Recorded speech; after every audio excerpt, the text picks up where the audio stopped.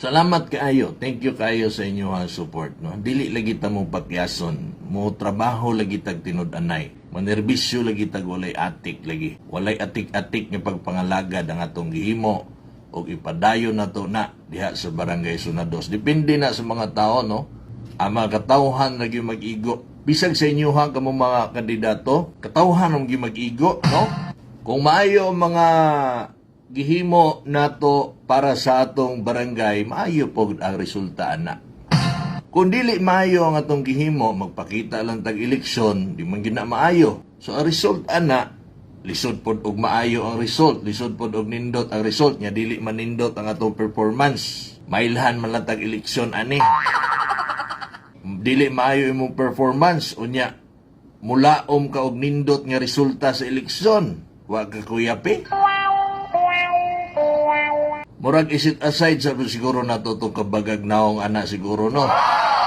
Nga pila ta katuig gadawat og sweldo sa gobyerno. Kanya wa nato trabaho wa nato serbisyuhi ang katawhan sa itong barangay. Murag maulo siguro ta na gamay.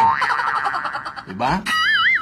Kaya ang katawhan may nagsweldo nato, nya magpakita lang tag eleksyon, ayaw na. Wow kay na, oy. Diba?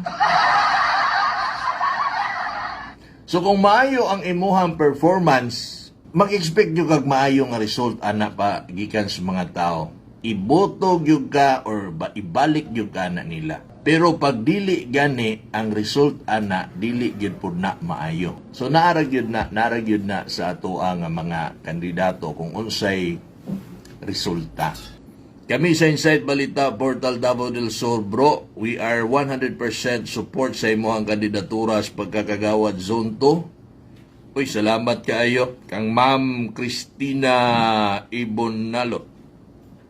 Salamat kaayo sa 100% na support gikan sa Inside Balita Portal Davao del Sur.